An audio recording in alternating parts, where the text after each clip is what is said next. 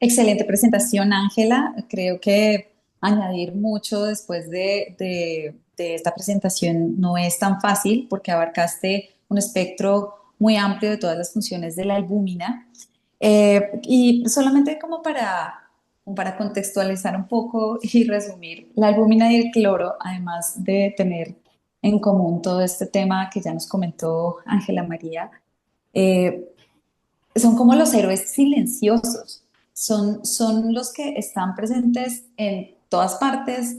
La albúmina lleva, trae, está presente, tiene función de transporte, tiene función incluso hasta en la perfusión tisular, expansor, tiene el cloro, estado ácido base, etcétera. Tienen función en todas partes, pero realmente han estado de alguna manera en algunas funciones un poco olvidados. Y digamos que acordarnos y como algo que me parece interesante de la historia de la albúmina es que cuando nació el uso cuando empezó a usarse la albúmina por primera vez en el mundo fue en la Segunda Guerra Mundial, como un expansor de volumen intravascular. Esa fue la utilidad. Le pidieron a un doctor de Harvard que sintetizara una proteína que hiciera que los soldados de Estados Unidos tuvieran una carga de proteínas más rápida, que estuvieran más fuertes y que para manejar el trauma y las quemaduras fuera de forma más efectiva. Y este doctor lo hizo, se inició y ese fue el primer uso del albúmina. A lo largo de las décadas se ha, pues como ya sabemos, implementado el uso en diferentes escenarios, pero entonces, y bueno, ha sido muy controvertida, digamos, desde los últimos 2 décadas, a pesar de que tenemos el estudio SAFE en el 2004 que nos habla y nos dice sí, sí usar albúmina como expresor de volumen intravascular. Es interesante que hubo un tiempo donde estuvo muy debatida, muchas publicaciones a favor y en contra, muchas en contra. Finalmente, de ahí, incluso desde la parte administrativa, hubo prohibiciones o restricciones para el uso de albúmina como expansor de volumen intravascular y ahora estamos de nuevo retomando este uso porque sabemos que definitivamente sí funciona. Entonces, eh, bueno, nada, ya una última anotación. Algunos, cada vez más los pacientes que ingresan a las unidades de cuidado intensivo están más dateados sobre todo, sobre los medicamentos que le ponemos a los pacientes, las patologías, las enfermedades, y hay que tener especial cuidado con los pacientes testigos de Jehová para que en el consentimiento, a pesar de que no existe una restricción implícita digamos, dentro de su sistema de creencias frente al uso de proteínas o derivados del plasma, como la albúmina y las inmunoglobulinas, sí hay corrientes que son mucho más obtusas y pueden interpretar que el uso de este tipo de derivados se hizo sin su consentimiento. Entonces es importante tener esta conversación con ellos y pues explicarles muy bien que no se trata de plasma, que se trata más de un medicamento derivado de las proteínas del plasma, para que ellos queden un poco más tranquilos, porque sí, las corrientes que son muy obtusas o tal vez muy cerradas en su creencia férrea frente a la transfusión de hemoderivados, pues nos puede llegar como a tocar desde el punto de vista legal. Entonces, es una pequeña recomendación con respecto también a la parte del consentimiento informado sobre el uso de albúmina y también aplica para las inmunoglobulinas en la unidad. Eso era todo. Bueno, ya le doy la palabra a los expertos que deseen participar y nos quieran enriquecer. Gracias. Diana, muchísimas gracias por tu intervención. Nuevamente felicitar a Ángela. Es una charla muy completa y paró muchas bolas a las recomendaciones que se le hicieron y creo que eso enriqueció mucho su presentación también. Juancho. Bueno, no, muchas gracias Ángela, muy chévere la presentación. Yo quiero lanzarme con una opinión impopular y es que, pues, habemos muchas personas que somos muy críticos del uso del albúmina en cuidado intensivo por muchas razones y mi pregunta como para lanzarla ahí es, ¿está bien? Y creo que no existe ninguna duda de cómo la albúmina es un marcador de un daño, un marcador de lesión y un marcador de severidad pero teniendo en cuenta eso, ¿por qué la evidencia sigue siendo tan blandita en términos de uso de albúmina un poco más amplio en unidades de cuidado intensivo, a pesar de que llevamos años tratando de sostener eso, y la evidencia es más bien blandita? Entonces, de hecho me pasa y lo pongo ahí para agregarle más candela. En la unidad muchas veces cuando ponen albúmina me miran esperando a ver yo qué cara voy a hacer, como con cara de que saben que algo voy a decir. Entonces sí quiero es como poner eso en la discusión de, oiga, sabemos esto que la importancia que tiene, porque es que no se discute la importancia que tiene la albúmina dentro de los procesos del organismo, pero ¿por qué es tan blandito la evidencia de su uso un poco más extendido? Gracias, Juancho, por echarle leñita al fuego. Jaime levantó la mano. Hola, Jaime. Yo sabía por allá, yo sabía para dónde ir, yo sabía No se imagina dónde que iba a estoy muerto de la tirarme. risa, hermano. No, no, buenísimo, buenísimo, porque yo creo que con todo esto, Juancho y Pablito y todos aprendemos y crecemos, y creo que al final ese es como el gran mensaje. Eh, y está muy bien que se pregunte, se diga, pero antes digamos, de hablar un poquito del comentario, Juancho, quería hacer un par de comentarios de la presentación de Ángela. Realmente, como escribí en un chat, espectacular, Ángela, realmente muy completa, como te decía en el mensaje, con muy buen hilo conductor. De acuerdo con Pablito en que nos escapamos un poquito del tiempo, pero digamos, era mucho tema el que había que abarcar. Yo quería como resaltar tres mensajes muy importantes que tú lograste resumir y explicar muy bien y que no son, en mi opinión, temas menores. Primero, la rata de escape transcapilar que mencionabas. La rata de escape transcapilar que muy bien dijiste que es el 5% de la hora del albúmina hacia el espacio intravascular al intersticial, ocurre en condiciones de no inflamación, en condiciones normales. Pero en condiciones de inflamación, y el modelo que habitualmente lo estudiamos es en sepsis, esa rata y esa tasa aumenta muchísimo y puede llegar a ser hasta el 15%. Entonces, ¿qué sucede? Como también lo mencionaste muy bien, los linfáticos son los responsables de retornar esa albúmina al espacio intravascular, pero los linfáticos se saturan muy fácil. Entonces, por eso es que vemos muchos niños en escenarios de sepsis y de choque séptico reanimados con cristaloides, en quienes en un momento dado, desde a las 24 o 48 horas, los observamos edematizados, con edema facial, edema en las extremidades, sencillamente porque los linfáticos se saturaron. Y es un producto final de una tasa fisiológica que se saturó y que de alguna forma intenta redistribuirse. Ese es como el primer mensaje que quería resaltar. El segundo mensaje que quiero resaltar, que también tú lo presentaste muy bien, es el rol que tiene ese esfingolípido, que es la esfingosina no fosfato. Uno de los grandes avances en medicina y en sepsis lo hizo Héctor Wong, que en paz descanse, con todos los análisis de la medicina de precisión y particularmente muchos de ellos, digamos, desde el perfil genético de los pacientes con sepsis. Y él lo resumió, luego analizar un poco más de 1500 o 2000 genes en lo que se llamó el Kill-Persever XP, que buscaba o resaltaba los cinco principales vías de señalización que se activaban en sepsis. Y una de ellas eran las metaloproteinasas de matriz. Esas metaloproteinasas de matriz son las grandes responsables que tengamos nosotros daño y activación del endotelio y degradación de glicocálice en sepsis. Pero resulta que se contrarrestan con la esfingosina fosfato y ahí viene el sitio de unión.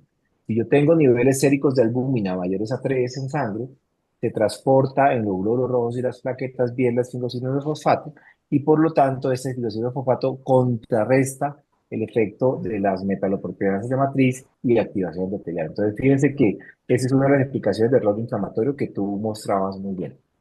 Y el tercer mensaje grande es que ese consenso que presentan pues de albúmina es muy interesante, tiene cosas valiosas, pero yo creo que uno siempre debe hacer una aproximación crítica a la literatura y cuando uno se va a ver un poquito los autores, creo que de los 22 autores hay un pediatra y ese hematólogo. O sea, nadie de cuidado intensivo participó en ese consenso para dar la opinión y a pesar de eso, una de las recomendaciones del consenso, y allá va ligándolo un poquito a lo que Juancho decía, no es que no tengamos evidencia, sino que la evidencia cada vez empieza a aparecer más. Ese mismo consenso dice que cuando hay hipoperfusión y ahí por hipoalbuminemia deberíamos reponerlo porque aumenta la mortalidad. Y ahí es donde yo quiero invitarlos a que hagan doble clic. Hipoperfusión significa daño de uno de las tres componentes de la microcirculación. Es decir, el aumento de la mortalidad está por el daño a la microcirculación que altera la perfusión, pero ese es uno de los tres componentes, el otro es densidad capilar y estructura tetroglucocal.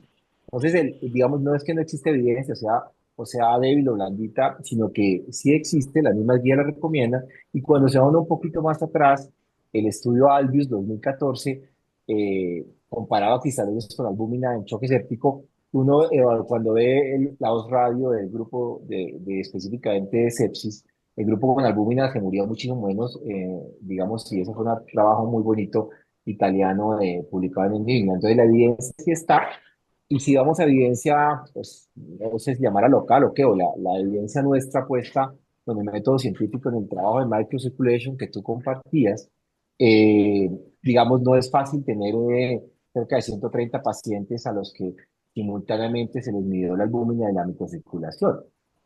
Con el videomicroscopio, la gran fortuna es que nos permite aproximarnos a las tres grandes variables de la microcirculación, la perfusión, la capacidad de reclutamiento del capilar y el glucocálisis. Y encontramos nosotros fundamentalmente, de pronto Ángela no lo mostró, pero la tabla 2 es el análisis multivariado, que la hipercloremia mayor a 110 tenía unos radios de 3.3, si mal no recuerdo, casi tres veces más mortalidad, pero también los pacientes a quienes nosotros corregíamos la hipoalbuminemia tenían mucho menos mortalidad, unos radios como de 0.3, con un buen intervalo de confianza. Entonces, no es que la evidencia sea débil, sino que pues poco a poco se ha venido construyendo, y lo más bonito de esta construcción, que yo creo que nos ha enseñado mucho a nosotros, es que ha partido de bases fisiológicas, de avances de la ciencia. Y son pues obviamente estudios tan sólidos como el Albius, que es un ensayo clínico, y este trabajo observacional en donde, con, digamos, los métodos estadísticos se controlaron covariables confusoras. Eh, entonces, digamos que el mensaje es, y ya para cerrar, para no extendernos tanto, el mensaje grande de la diferencia entre el albúmina al 20 y al 5%, porque alguna vez alguien en esta reunión lo preguntaba. Y quiero retomar un poquito lo que mencionaba Ángela de la producción diaria. La producción diaria o el valor diario intravascular que debe estar es entre 3 y 5 gramos. Entonces, la albúmina habitualmente al 5% es una albúmina isoosmótica, que es el líquido que debería utilizarse para reanimación hídrica, ni siquiera como primera o segunda línea, uno pensaría uno que como tercera línea, y después de que se ha intentado cristaloides balanceados. O sea, la albúmina al 5 es fundamentalmente para eso. La albúmina al 20 es para explorar ese rol de la hipoalbuminemia sobre la inflamación sistémica. Entonces yo les pregunto en la revista a los residentes, ¿usted se queda tranquilo con un potasio de 2? ¿No lo corrige? Entonces, pues, habitualmente la gente lo corrige. Y la otra pregunta es, ¿usted se queda tranquilo con una albúmina de 2? Sabiendo todo esto que ha dicho Ángela. Entonces, cuando uno hace esa aproximación y hace el doble clic, se da cuenta que, y fue lo que demostramos en el trabajo que compartía Ángela, o lo que por lo menos encontramos, porque para demostrarlo teníamos que haber hecho un ensayo clínico, pero esto se pudo por lo menos encontrar esa asociación, es que esa corrección de esa albúmina nos asociaba a mejores desenlaces clínicos al final. Eh, digamos que también la gente preguntaba, bueno, ¿y la relación lactato-albúmina por qué cobra rol en sepsis? Porque si nos damos cuenta, es una fracción en donde en el numerador está un biomarcador clásico de hipoperfusión, y así se ha interpretado, y en el denominador está un biomarcador que en escenarios agudos es de inflamación. Entonces, hipoperfusión e inflamación es igual, pues obviamente, a activación endotelial. Entonces, digamos, eran un poquito los mensajes que quería comentarles. Digamos que nosotros históricamente sí, por el contrario, digamos, al paciente que está con albúmina baja y que no se corrige, sí, abrimos los ojos, como decía Juancho, y está soportado en la evidencia con el método científico del paper que está publicado, y bueno, otros que ya vienen en el camino. Entonces, fundamentalmente, pues era eso. Mil gracias.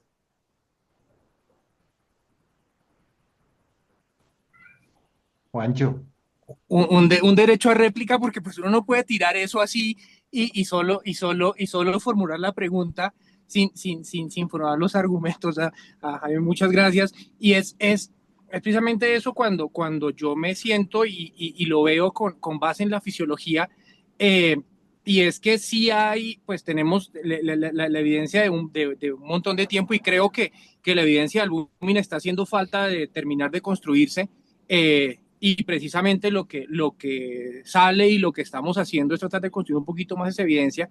Pero hay una cosa que yo muchas veces me paro y digo, oiga, si la fisiología sustenta las cosas, pero luego la fisiología no tiene, la evidencia no me soporta esa fisiología, es que algo nos está faltando del entendimiento de esa fisiología que es el eslabón perdido entre eso que me sostiene la fisiología y lo que me falta de la evidencia. Ese es uno de los problemas y por eso yo sigo diciendo, oiga, pero es que me falta algo más para yo asumir la albúmina como ese medicamento adicional que me va a mejorar la sobrevida de ese paciente, que la fisiología me lo soporta y que hay una parte de lo soporta, pero creo que nos hace falta un pedacito más en esa fisiología, en el conocimiento de esa fisiología que seguimos construyendo poco a poco para decir, oiga, por esto es que la evidencia no nos soportaba de la manera que quisiéramos que nos soportara el uso de albúmina. Eso es lo que nos hace falta. Y vuelvo a lo mismo, al cuento de la diferencia entre albúmina del 5 y el 20%, y es por eso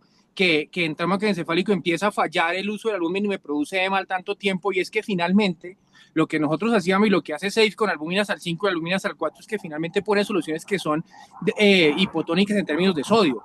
Entonces, claro, obviamente a nadie se le ocurre en la vida ponerle soluciones bajas en sodio a un paciente, y eso es lo que pasa de alguna manera cuando uno coge SAFE y el que me explica por qué esos pacientes en SAFE les va tan mal cuando tienen término de cerebro y por eso se me hincha el cerebro porque finalmente le estoy poniendo menos sodio del que necesito con esa albúmina, diferente a lo que hace la gente de Lund, y la gente de Lund lo que decía es, oiga, lo que usted necesita poner es albúmina en un paciente que tiene trauma encefálico porque albúmina sí le va a servir para controlar el sodio, y ellos empiezan a demostrar y lo demuestran con albúminas al 20%, no lo demuestran con albúminas al 5%, y es una de las cosas que queda ahí uno como en la mitad, y creo que el llamado más a decir que sigamos poniendo albúmina o no la pongamos, reanimemos o no la reanimemos con albúmina, es sigamos construyendo la evidencia para ver hacia dónde nos vamos, para ver si en 10 años nos sentamos y cuando salga esta misma discusión decimos, no, es que si hay una súper sólida de tal cosa o no, o definitivamente nunca lo pudimos comprobar o qué. Sí, esa es una de las conclusiones finales que saco yo a esto después de ponerlo a eso, y pues la verdad seguiré levantando un poquito la ceja cuando la siga viendo porque yo hago la misma pregunta al contrario. Cuando yo les digo, oiga, y usted tiene una acidosis y tiene el bicarbonato bajito, ¿usted le va a reponer bicarbonato? Entonces, es como los dos lados de la moneda, y creo que es una discusión que tiene mucho para dónde, pero pues simplemente quería poner mi punto y la conclusión final es, oiga, sigamos haciendo investigación en eso, y más allá de eso, seamos muy críticos en lo que estamos viendo, cómo puedo yo contribuir desde una visión crítica a hacer eso y no pues seguir líneas, sino sentarse y tener esa visión crítica de lo que hacemos. Es eso. Y si la visión crítica nos da para tener discordancias, pues que sea la visión crítica la que nos dé para tener discordancias en los conceptos, pues de eso se trata. Juancho, muchísimas gracias. Creo que los dos ejemplifican las dos posturas controversiales de las que hablaba Ángela. Creo que seguiremos construyendo evidencia de espacio. Creo que definitivamente su rol como expansor pues termina siendo en el mejor de los escenarios costoso. Su rol como modulador está creándose la evidencia y es posible que sí pueda funcionar. Yo te quería preguntar, Jaime, en lo práctico, ¿qué tanta albúmina necesita por kilo un niño para normalizar su albúmina? Di tú desde por cada gramo que está por debajo de lo normal, o cuánto tiempo les toma habitualmente hacer esa reposición, o si es errático, o si de pronto a veces tienes que volverla a poner y después quitarla porque se vuelve a bajar, o usualmente cuando ya sube no vuelve a bajar una vez para la inflamación, que me imagino que es el mecanismo por el cual se sigue fugando. Y de paso, para meterte la pregunta que hizo Germán en el chat, que es su rol en la sepsis viral del dengue. Si eso tiene un rol especial o es el mismo rol de sepsis en general. Sí, Pablito, y esa pregunta es muy interesante y nada, pero el contrario, lo que dice Juan David Roa es profundamente enriquecedor y muy valioso. Yo creo que todo este tipo de, digamos, de disenso lo que nos permite es precisamente crecer a todos. Digamos que de manera puntual, Pablito, lo que usamos, que era lo que ha venido recomendando es 0,5 gramos por kilo por día de albúmina en infusión al 20%. Lo intentamos diluir o pues esa no diluirla, se pasa en infusión continua y habitualmente cuando la albúmina está por encima de 3 se suspende. ¿Qué tanto toca reiniciarse y qué tanto no toca? Pues obviamente depende, como tú mencionabas, del grado de inflamación del paciente, que al final lo que está hablando es de esa activación endotelial y esa, digamos, paso hacia un tercer espacio. Entonces, 0,5 gramos por kilo por día, generalmente si se suspende, pues no se reinicia porque se alcanza pues el target que se mencionaba. Y por ejemplo, sí, a diferencia del bicarbonato que teóricamente con un riñón bueno se compensa. Acá si no hay obviamente un mecanismo que module la inflamación, pues lo que se va a hacer es ese círculo vicioso de más edema intersticial, más balances positivos, más falla orgánica y más mortalidad, que es al final lo que terminamos viendo en muchos escenarios. Entonces, 0,5 gramos por kilo, nosotros, sobre todo en los niños de hígado, tenemos con mucha frecuencia pretrasplante y ya en el postrasplante inmediato, los de pretrasplante, ellos hacen una citis maligna muy importante. Y a mí me gusta mucho esa tablita que mostraba Ángela de doctor Wissenman, en donde pone como un semáforo de rojo, amarillo y verde, donde hay muy poca evidencia, porque eficiente para muchas cosas no se debe usar, o inclusive contraindicado como trauma encefálico, por ejemplo, que eso sí es muy claro, y en cuáles otras existe una luz verde. Entonces, como se analizó en el paper que compartía Ángela, 0,5 gramos por kilo con target 3 de albúmina y generalmente pues cuando se alcanza el target se suspende y no es necesario reiniciarla, es como lo que habitualmente hacemos. Muchas veces se acompaña pues de furosemida si es necesario, que hace un poquito parte de esa de la estrategia red que hemos compartido y que hemos hablado en los otros escenarios en donde la D del descalonamiento, particularmente en sepsis, hace parte de esa redistribución que tenemos que investigar más y es como redistribuir a veces, muchas veces, el exceso de cristaloides que usamos. Entonces, así es como Pablito se viene utilizando. Nosotros, pues, no hemos tenido glosas por eso. De hecho, algunos colegas en Medellín que estaban molestando por eso, mandamos como un soporte y cómo lo argumentamos sin mayor inconveniente.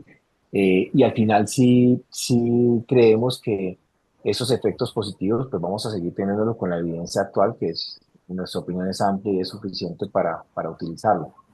Eh, Fundamentalmente es eso, Pablito, creo que respondí todo lo que comentabas, sí. No, de pronto para reafirmarte un poquito lo de la expansión de volumen, si lo tienes, lo usas con esa indicación en algún momento, y de pronto para contestar la pregunta de Ok. Germán de sepsis dengue. Sí, muchas gracias. Es que ya me fatigo un poquito menos, Pablito. El tema de expansión de volúmenes definitivamente debe ser segunda o tercera línea.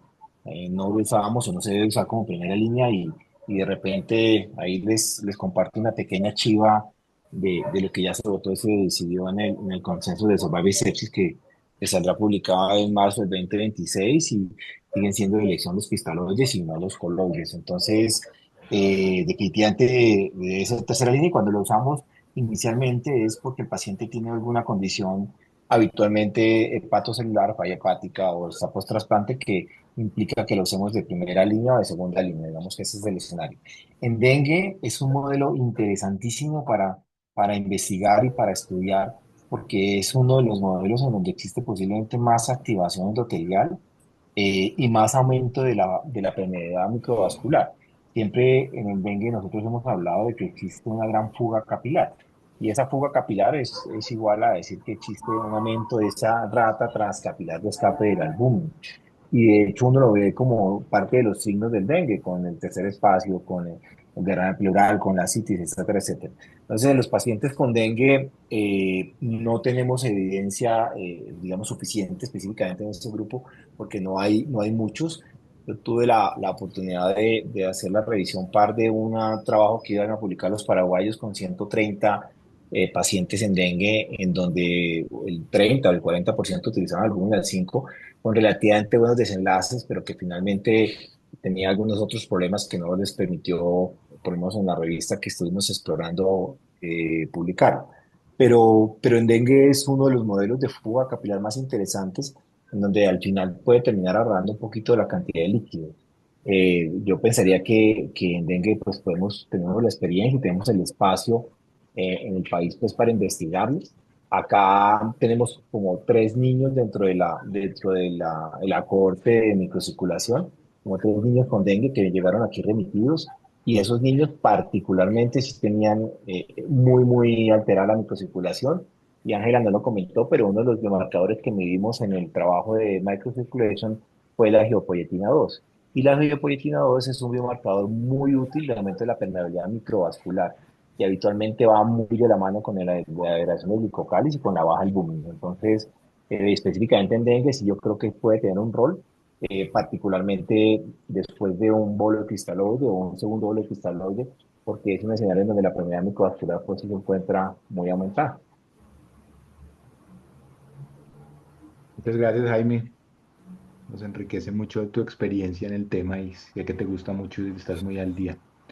No sé si de pronto sí contestaste la pregunta de Germán, yo creo que sí. En aras del tiempo, pues les propongo que pasemos al taller, sobre todo que no hemos hablado del pobre cloro, lo olvidamos otra vez. Sí, otra vez. Entonces, de pronto para que no se nos pase, entonces, este es un caso de un niño de 4 años, sano, que ingresa por un choque séptico por neumonía, con un Glasgow disminuido, la frecuencia cardíaca que ven ahí, las tensiones que están ahí, saturaciones con oxígeno suplementario alto. Tiene además mal llenado capilar, hepatomegalías palpables, edemas periféricos ya. La temperatura está febril activamente y le toman la medición de algunos electrolitos, entre ellos la albúmina sérica está en 2,1 y el cloro está en 117, además de todos los valores que ven ahí. Y también unos gases arteriales, un lactato, PCR y procalcitonina. Entonces, con ese panorama, le empiezan un manejo que es los bolos de solución salina al 3% a 60 por kilo. Ya tiene una infusión de norepinefrina o noradrenalina 0,1. Está ventilado con parámetros que ustedes ven ahí. Y le han puesto antibióticos como meropenem y vancomicina. Ya 48 horas después, obviamente el balance va 2,5 kilos por encima y ya se ve el edema generalizado que compromete escroto, párpados y extremidades. Le vuelven a medir la albúmina y ya va en 1,8, el cloro se está ahora en 121, le hacen un sodio urinario que está en 46, una osmolaridad urinaria que les da 2,20 y una fracción excretada de cloro que les da 2,5. Entonces, con todo esto, ¿ustedes qué podrían explicar como mecanismos de esa disminución progresiva de la albúmina y luego la de cloro, la subida del cloro, quiero decir?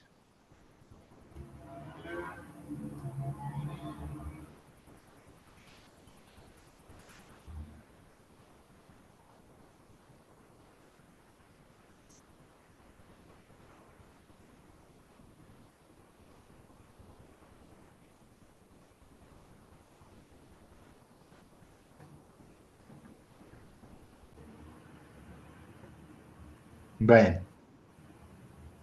Hola a todos compañeros. Pues digamos que gran parte de la respuesta ya nos la explicó Angelita en su charla.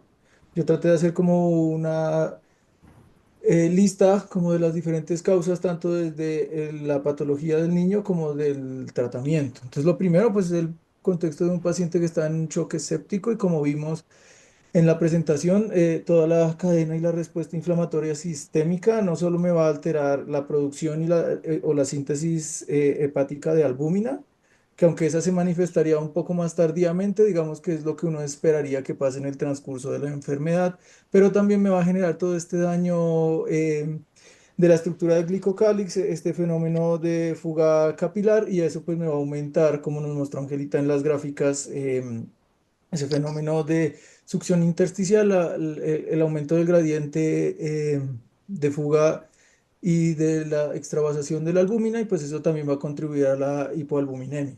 También encontré la descripción de que en periodos altos de catabolismo, la albúmina, como es de las proteínas más abundantes en las fases iniciales de respuesta inflamatoria, tiende a degradarse rápidamente porque tiene bajo contenido de aminoácidos esenciales.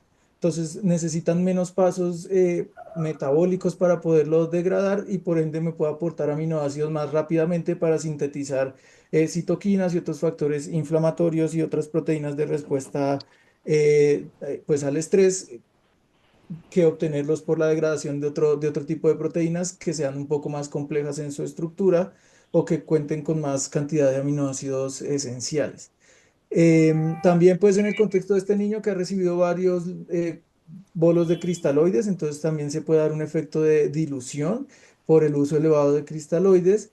Em, en el contexto de un niño que está con un choque séptico, pues puede desarrollar una lesión renal aguda y se pueden ver comprometidas los mecanismos de ultrafiltrado y de reabsorción que nos mostró Angelita y pues una lesión muy grande del glomérulo pues puede aumentar esa pérdida de proteínas de gran tamaño que normalmente no deberían perderse como la albúmina. Y también encontré una asociación con el uso de las catecolaminas, la respuesta adrenal al cortisol y la disminución en la síntesis de albúmina y un aumento también pues a través de factores inflamatorios derivados de la respuesta catecolaminérgica, pues de esa degradación por parte de los macrófagos y la respuesta macrofágica aumentada. Y eso es lo que más o menos encontré. Perfecto, Brian, muy completa tu respuesta. ¿Alguien anotó algo más, algo que le ha faltado a Brian o que considere adicional? El profe Perdomo les pregunta si pudieran hacer el cálculo cuánto diluye la albúmina ganarse 2,5 kilos de líquido. Erika. No, completamente en la respuesta de Brian, entonces también el tema de que aunque en ocasiones se considera que la síntesis de albúmina está disminuida en el hígado en pacientes sépticos, hay condiciones, o sea, también podría estar aumentada. El tema es que también, digamos, están involucrados en el aumento en la degradación de la albúmina y la lesión endotelial que también puede hacer que haya como extravasación de la misma, pues el tema de la dilución y pérdidas externas que pueden ocurrir pues por lesión glomerular en el paciente que hace pues riñón de sepsis. Entonces podría estar relacionado, pero pues, hay un importante factor que es el aumento en la degradación de la proteína. Perfecto. ¿Alguno quiere contestar la pregunta del profe Perdomo?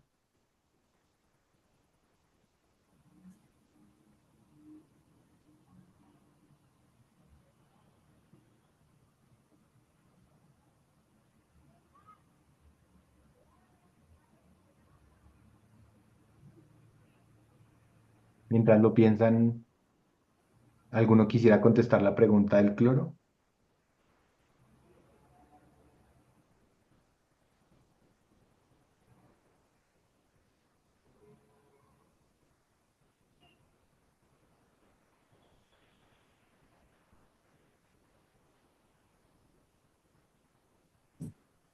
Va a tocar con Lisa en mano, Pablito. Sí, No están sé, muy tímidos.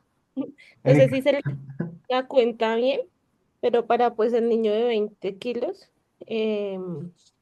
digamos que su agua corporal total serían 12 litros y teniendo 3,5 gramos por litro, si le sumamos los 2.500 que me parece que fue con lo que se reanimó, bajaríamos de 3,5 a 3. Pero no sé si se la cuenta bien. Creo que sí. Pero acuérdate que la albúmina estaba, si quieres devuélvele a Ángela una, la albúmina inicial no estaba en normal. Mm, Devuélvela otro poquito. Ahí. La albúmina inicial estaba en 2,1 gramos y ok. bajó a 1,7.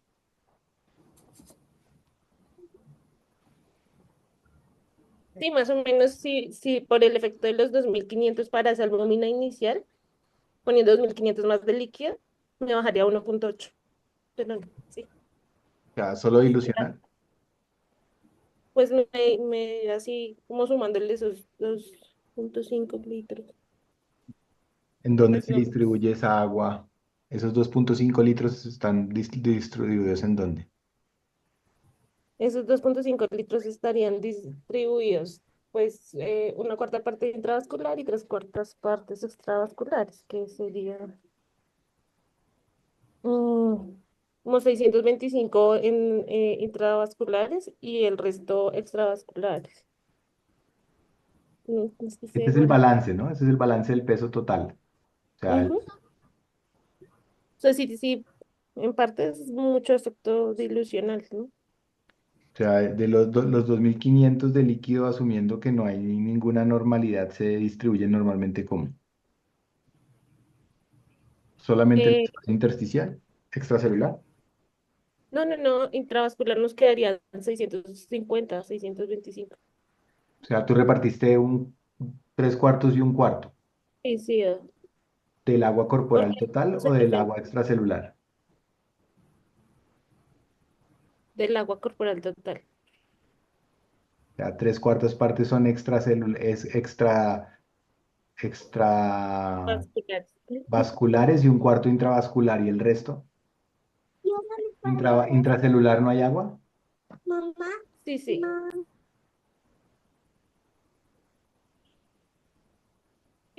Intracelular también pues habría, pero digamos que neto sería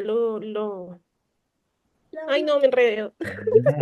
Acuérdate que el agua es toda, ¿no? Entonces los 2.500 son de todo el niño que se subió de forma global. Entonces, si Sí. asumiéramos que los compartimentos se mantienen, uno tiene una parte intravascular, intracelular y otra parte extracelular. Y dentro de la parte extracelular, una cuarta parte suele ser intravascular. Ujú. Ah, Entonces, ok. Bueno, la albúmina no se diluye entre todos los espacios, o solamente en lo extracelular, o solamente en lo intravascular. Entonces, la teoría es que la albúmina no sale del espacio ujú. Intras. intravascular, que era lo que Vascular. estabas pensando. Lo que creo que te faltó fue agregar el agua intravacelular en tu cálculo. Jaime Sí. levantó la mano.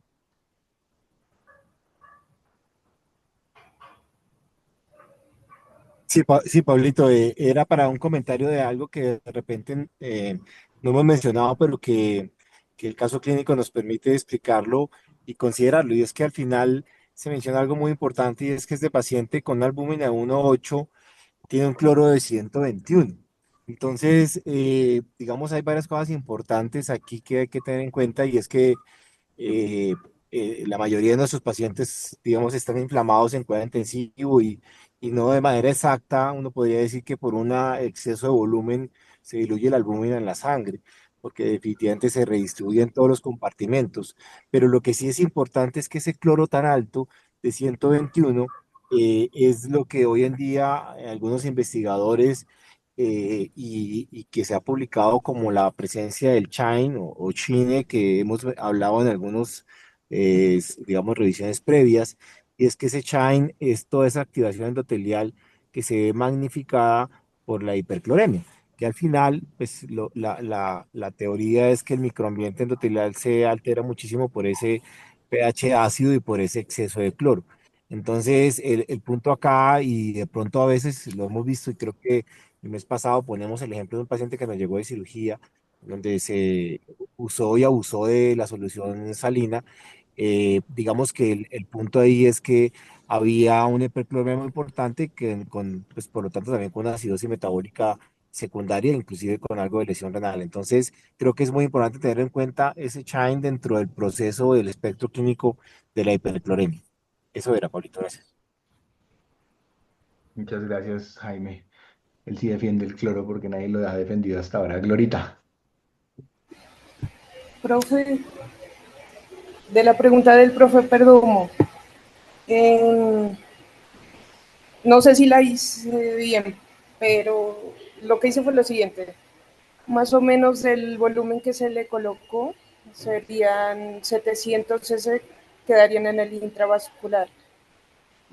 Si uno asumiría que tenía una albúmina previa bien, por ahí en 4, le aumenté el volumen intravascular que tenía, que sería como 1400 más más los 300, perdón, 300 que se quedarían intravascular. y con eso me da una albúmina que bajaría a 2.35. O sea, no sería explicada esa hipoalbuminemia solamente por la dilución. Es que el problema, Glorita, en tu cálculo es que asumiste que la albúmina inicial era 4, pero mira que la albúmina inicial antes de la expansión es 2.1, 2.2, la tenías ahí, Ángela, ¿me la muestras otra vez? 2.1, entonces empezó en 2.1, no en 4. Y la otra cosa es, tú estás Ah, ya. calculando el líquido basado en lo que pusieron ahí de los líquidos de mantenimiento. Pero cuando tú pesaste el niño y balanceaste el niño, la ganancia de agua fue de 2.5. Pero Entonces, ahí uno estaría también viendo lo que ganó en el resto, en agua corporal total, ¿cierto? sí, o sea, el 2.5 es digamos, ganancia de peso, uno esperaría que eso fuera todo agua. Entonces yo no lo haría con los 60 por kilo como hiciste, sino sobre los 2.500. ¿Cómo distribuye esos 2.500 en el cuerpo? O sea, cuánto le toca al espacio intravascular para saber cuánto cambió de cuando tenía 20 kilos, ahora cuando tiene 22,5, cuánto cambió el espacio intravascular en volumen, y eso sería lo que diluiría la albúmina, no lo extracelular y no lo intracelular. Bueno, voy a No volver sé a si me escuchar. explico, ¿sí? Lo debo. ¿No? ¿Los enredé? Sí, sí, sí, Ah, claro. bueno. Lo importante es que me entiendas, Marcela. No, pues yo también yo lo había hecho partiendo de la albúmina en 2.2, más o menos como lo hizo Glorita, pues a mí me dio que al espacio intravascular se quedaría más o menos de los 2.500 625, o sea, calculándole un 25%. Marce, pero vuelvo y digo, ¿y por qué no tienen en cuenta el espacio intracelular? O sea, ¿por qué asumen que el agua solo se distribuye en el espacio extracelular? Es mi pregunta. Los tres han hecho lo Profe, mismo. Pero, yo, ay, perdón. dale, Juli, dale, Juli. No, porque digamos cuando uno hace la distribución de los líquidos isotónicos, que fue con lo que reanimaron, usualmente los líquidos isotónicos se distribuyen en el espacio o sea, no hacen paso al líquido intracelular, pero sí hay una distribución de líquido extracelular. O sea, usualmente del 100% el 25 se queda en el líquido intravascular y el resto se queda en el líquido intersticial, pero no hay cambio de líquido intracelular con los líquidos isotónicos, que fue con los líquidos con los que se usaron la reanimación en este niño. O sea que cuando uno usa líquidos isotónicos no logra hidratar las células.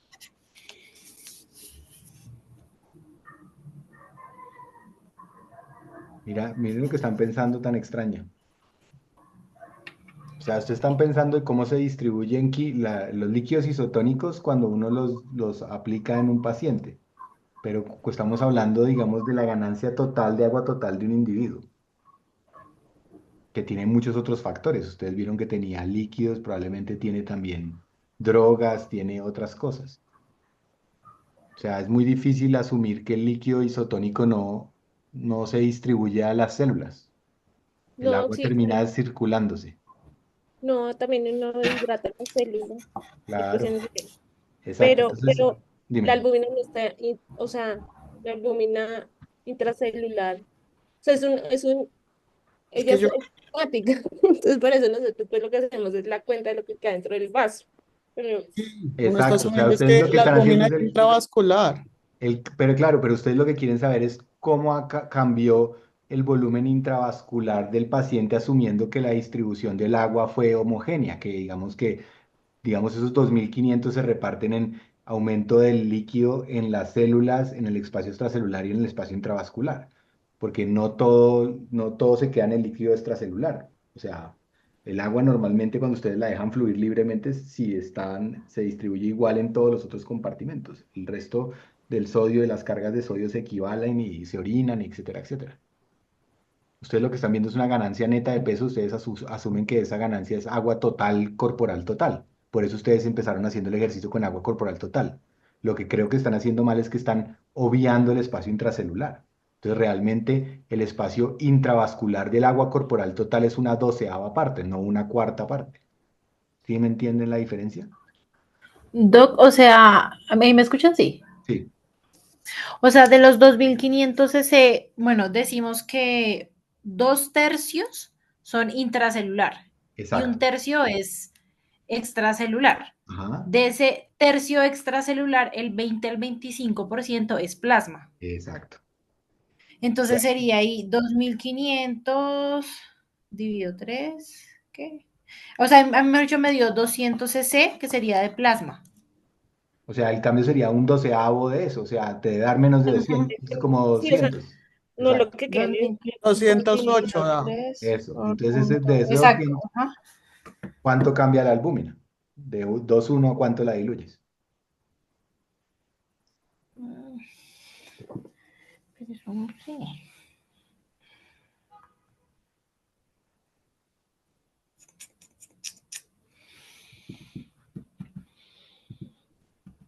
Más que sobre el volumen plasmático del niño, no toda la molécula. Sí, exacto, sería la parte plasmática, no la parte celular.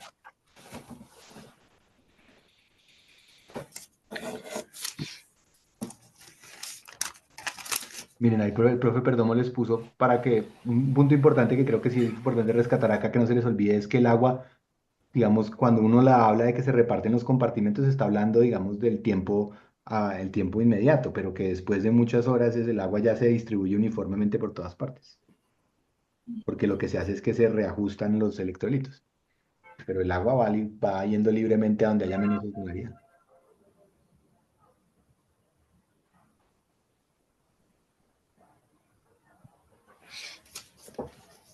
¿Sí les dio? ¿Cuánto les dio? A mí me dio 1.3. La bajas de 2,1 a 2,3 por ponerle 200 mililitros totales más al plasma.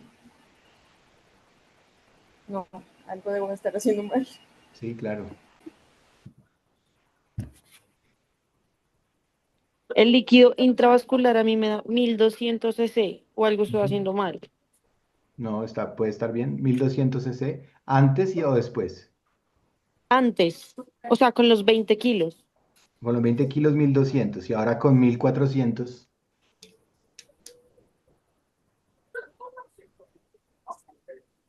Si diluyen los mismos 21 gramos por litro.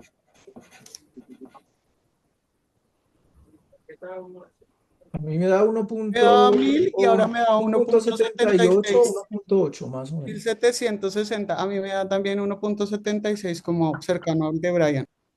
O sea que la respuesta es que sí ha parecido a lo que cayó ahí la albúmina, ¿cierto? Ángela, ¿era 1,8 en la que puse la segunda? Sí, señor, un 8. Ahí está. Entonces, muy bien, hicieron muy bien el ejercicio. ¿Sí entendieron más o menos? Sí, Entonces sí podría ser solo por dilución, sí, no porque el paciente hubiera aumentado su pérdida de albúmina. ujú, sí, señor. Profe Perdomo, ¿quiere agregar alguna cosa?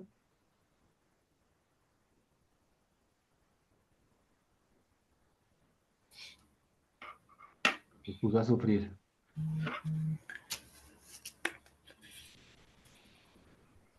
Yo, ¿ahí me oyen? Ahí, profe. Ah, bueno. Ah, son ejercicios para ponerlos a pensar, para que sepan que los compartimientos tenemos que tenerlos en cuenta. Y igual que hicimos con el sodio, cloro, el potasio, saber que la albúmina, el cloro, pues tienen su compartimento preferido. Con este de la albúmina es un poquito difícil porque pues la albúmina lo consideramos un componente extracelular, pero sabemos que la gran mayoría de la albúmina está en el intersticio, pero proporcionalmente está más en el intravascular. Hacer las cuentas se vuelve un poquito difícil, pero haciendo un análisis grosero como hicimos de cuánto diluir el paciente, pues vemos que más o menos correspondería al efecto de la dilución si todo se refiere a retención significativa del agua corporal. Profe, muchísimas gracias. Ahora sí, ¿alguno me contesta lo del cloro? Para no dejar el cloro solito. Lo que escribieron en sus talleres.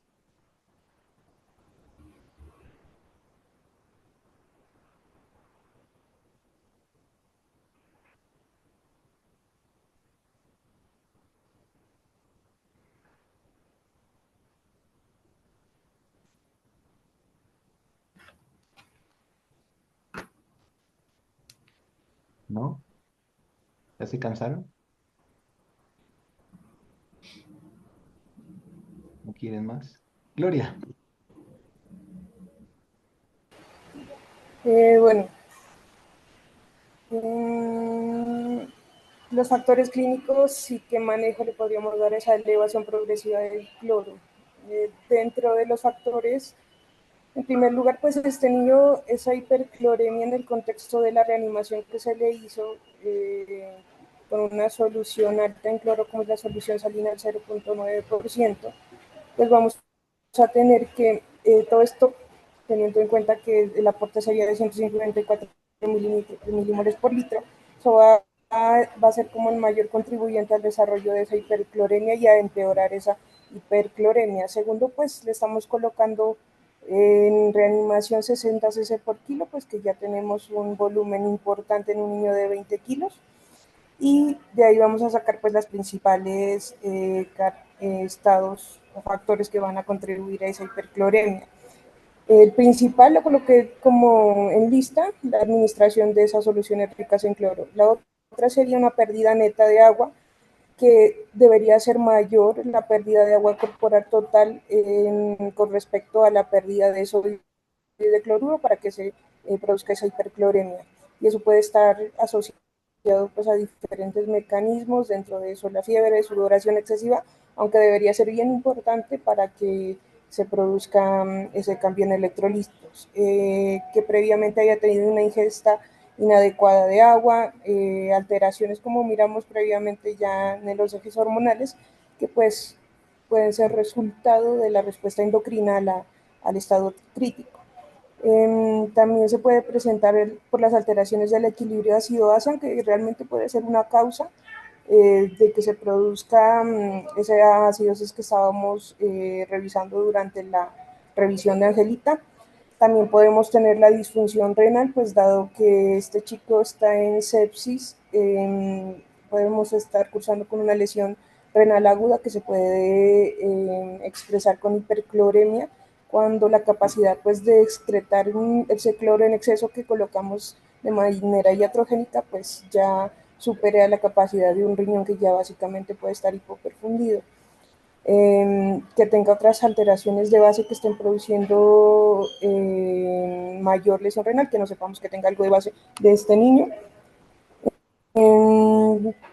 Tenemos también las terapias de infusión adicionales o los líquidos que no vamos a, que normalmente obviamos, como por ejemplo los de diluciones de medicamentos, que gota a gota, pues básicamente en 24 horas ya van a producir una carga adicional de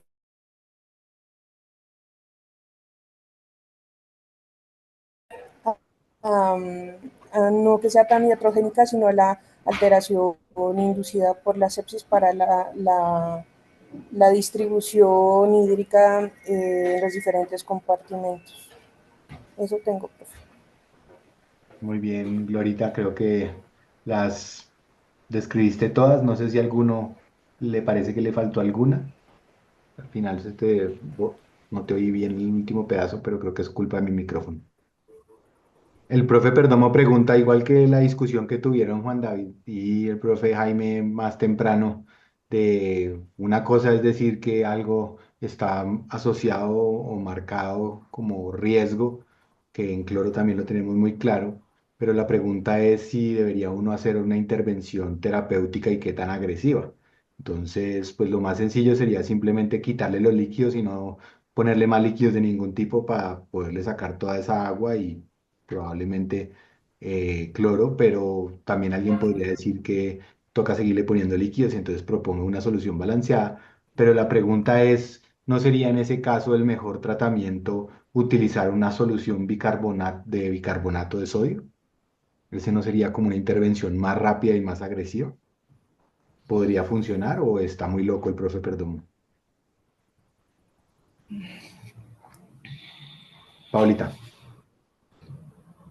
¿Cómo están? Pues no creo que sea una mala idea porque pues si estamos hablando de que el cloro y el bicarbonato pues trabajan en conjunto para mantener como esa electroneutralidad y cuando sube el cloro baja el bicarbonato, pues yo creería que podría ser el efecto contrario. O sea, si yo aumento ese bicarbonato, em, pues el cloro empezaría a bajar.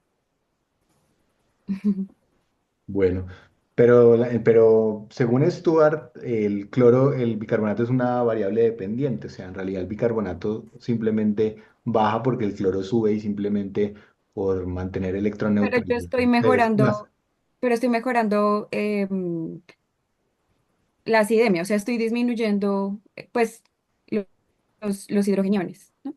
Digamos que si yo te digo que el pH, no puede ser, pero digamos que el pH estuviera en 7,35 y el cloro estuviera en 120, ¿no sería bueno el bicarbonato de sodio? O sea, ¿tú lo manejarías es porque ves acidosis o porque ves hipercloremia? Es la pregunta. Pues el bicarbonato de sodio tiene sodio también, pero yo Pero creo más que sí. interesante que tiene sodio, ¿qué es lo que no tiene? ¿Cómo? ¿Qué es lo que no tiene? Claro. Cloro. Cloro. Exacto, o sea, la razón por la que te podría funcionar es porque estás poniendo una concentración, un sistema de concentración alta de sodio, que es el principal contrabalance del cloro, sin poner cloro. El bicarbonato probablemente, ¿qué le va a pasar? Se va a transformar en CO2 en el momento en que entra en el torrente sanguíneo. Esa es una de las teorías por las cuales el bicarbonato de sodio funciona realmente ajustando, digamos, el equilibrio ácido-base, que era para lo que típicamente lo han usado, bajo la teoría de Stuart, ¿no? Que es, en realidad estás poniendo una solución de sodio sin cloro. Y eso explica por qué te funciona. Entonces, no es porque estés poniendo bicarbonato, es porque no estás poniendo cloro, que logras que se balancee más rápido. La pregunta que quedaría en el tintero es, eso va a cambiar más rápidamente el pronóstico del paciente, va a hacer que se normalice más rápido el cloro y eso reduzca el riesgo, o es inherente al marcador. Da lo mismo si la razón de la hipercloremia es por líquidos que por causas renales, por ejemplo, o sea, es porque es una tubulopatía o simplemente no importa. Yo creo, ¿puedo hablar? Sí. Claro.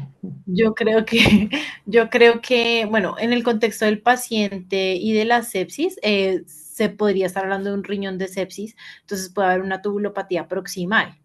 Y el túbulo proximal también se encarga de la reabsorción de bicarbonato. Entonces, a largo plazo, creo que si está alterada también la excreción de cloro, podría estar alterada la reabsorción de bicarbonato y podría estar aumentada la excreción de bicarbonato en el contexto del paciente, entonces a la larga probablemente no nos va a ayudar tanto a mejorar. No sé si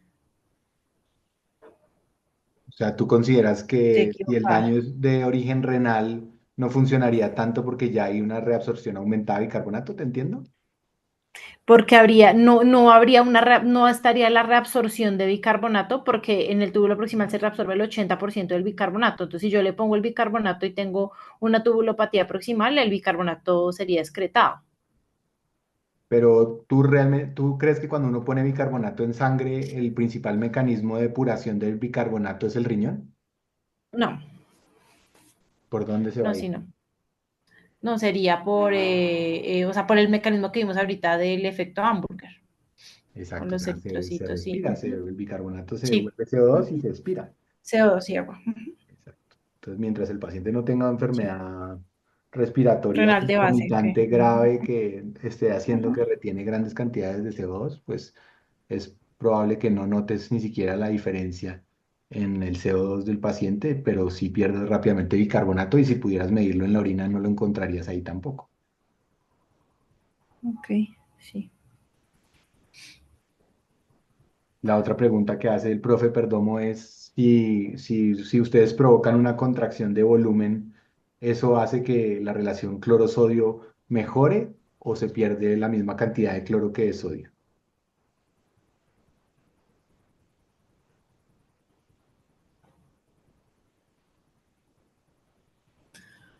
Mm,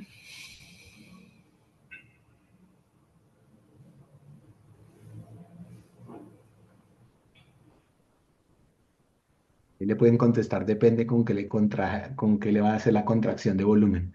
Si con una flebotomía terapéutica o con un diurético de asa o con una máquina de terapia de reemplazo renal.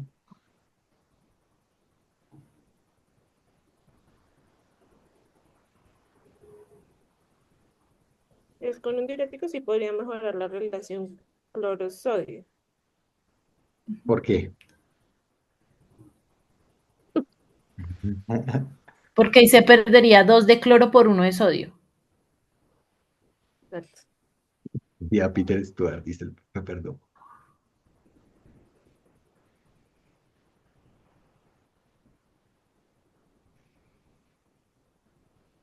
O sea, uno pierde cuando uno le miden el cloro en orina después de una dosis de diurético, hay 2 veces más cloro que sodio. Mm,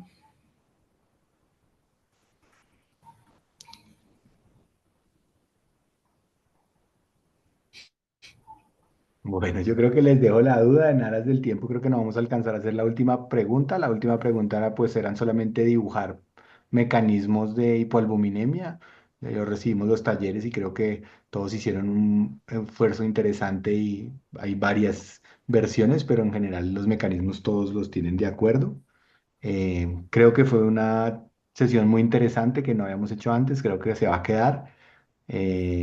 Muchas gracias por intentar contestar nuestras preguntas y por participar.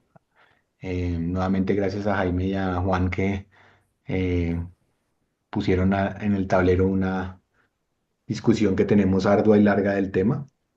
Yo debo confesar que en lo personal no uso albúmina todavía, pero sigo ansiosamente los estudios para ver si algún día cambio de opinión. Profe, ¿alguna cosa para cerrar o? No, que aprovechemos estos escenarios para hacer integración de todo lo que hemos visto previamente. O sea, pues estamos hablando de albúmina, pero recordemos Stewart, recordemos potasio, recordemos eh, la composición corporal, todas esas cosas para que hagamos una interpretación fisiológica más integrada y que nos permita entender más claramente qué sucede con las intervenciones o las omisiones que hagamos con nuestros pacientes. Bueno, muchísimas gracias a todos. Próximo módulo renal empezamos en 8 días. Cuídense mucho y que descansen. Gracias, gracias.